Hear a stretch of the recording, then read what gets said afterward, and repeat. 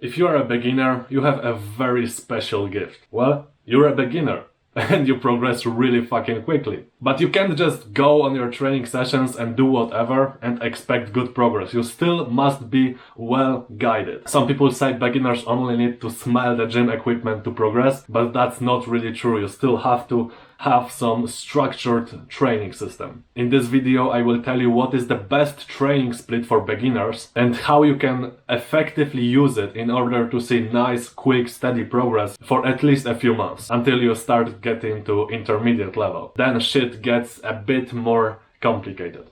But this video is not about that. If you notice that I'm wearing the same sweaty ass long sleeve than on my last video, you're a real fan. So how do you even know if you're a beginner or not? It's a bit hard to tell, but I would say that intermediate level starts by being able to hold advanced tag plunge or do a few tag plunge push-ups or do 1.5 bodyweight weighted dip when it comes to pushing. And when it comes to pulling, it is something between advanced tag front lever and straddle front lever.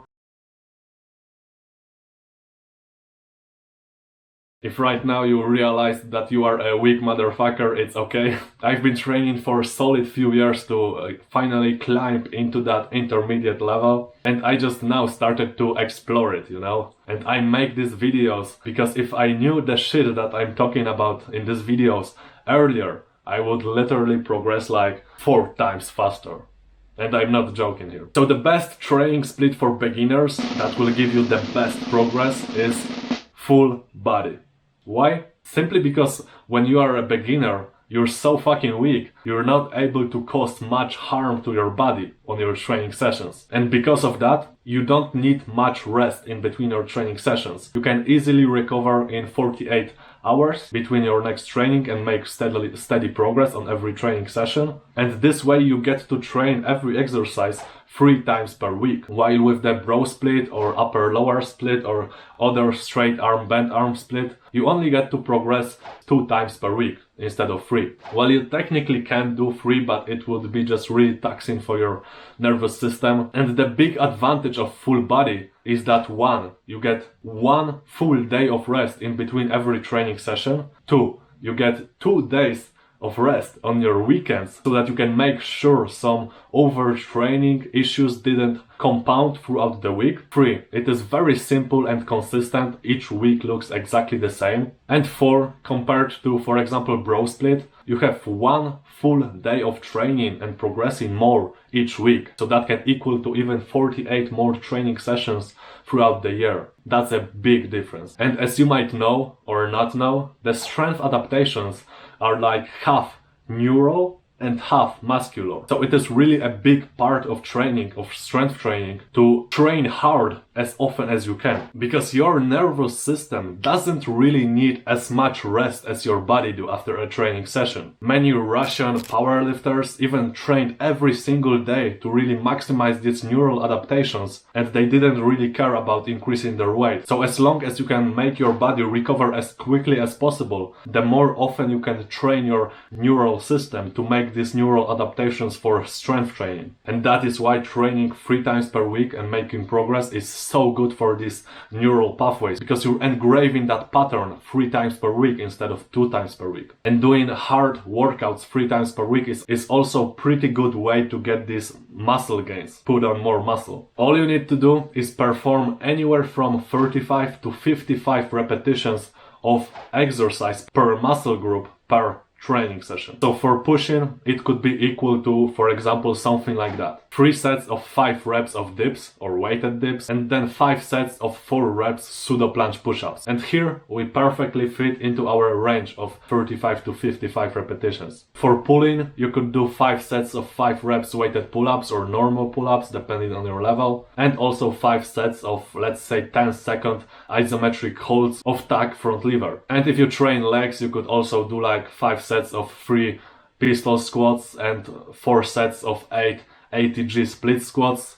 But honestly, if you want to be serious about training your legs, I really recommend you to just buy a gym membership and start doing weighted squats, low bar squats specifically, because it is just a huge difference. It makes your legs incredibly powerful, and trust me, the gym membership is worth it. I literally go to the fucking gym only to train legs, you know?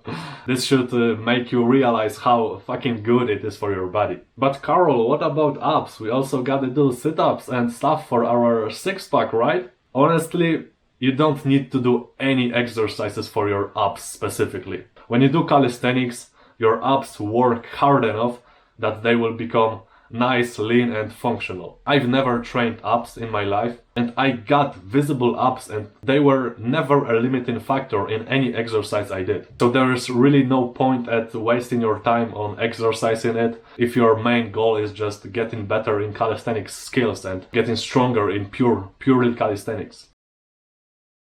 And just getting stronger for the sake of it is your main purpose. The best thing you can do is do weighted leg races. That's what I do because I really am passionate about just improving my body in every aspect and becoming stronger in every single movement pattern, even though I don't use it on a day-to-day basis, you know? And isn't that the whole point of strength training? Anyway, it's completely up to you whether you want to train abs or not. Exactly the same as with training legs. So this is the best split for beginners. And the best part about it, as I said, you get to progressively overload 3 fucking times per week. That is just crazy. If you want to get more knowledge and more insights on how exactly to progressively overload, go and watch that video. I made 3 fucking videos about progressively overloading, so that is all you need basically. All the knowledge you need is in these 3 videos. I'm thinking about switching more to the documenting side. I will just start documenting my progress and my journey because, you know, I'm at the intermediate level at calisthenics, so I don't really feel like eligible enough to give advice to you and acting like I know everything. To be honest, I only can help beginners, complete beginners, because I went through that path. So that is why I made that series about calisthenics for beginners, and I'm basically fulfilled right now. Also, I will probably start making some other types of content, some other niches. Because calisthenics is just a little puzzle of what I do and what you need to just become superhumanly strong in every aspect. And that's what I'm really passionate about. Like, I really don't want to share with you any concepts that I haven't previously tested on myself, you know. If I share something with you, if I teach you something, I must be 100% sure that it works, because the worst thing I could do in my mind is to give you advice that I think it could work for some people, but I'm not really sure. Like, that just doesn't make sense. Someone could waste a few precious training sessions trying the method I talked about and have poor results. Like, I don't want to spread untested knowledge. I was always really passionate about discovering the borders of human potential. But yeah, that deserves a video on its own. I will probably make it someday in the future, a video about training philosophy. But yeah, that's everything. If you're still watching that, you are a fucking G. See you in the next video. Peace out. Oh, my ass hurts so much from that fucking small chair.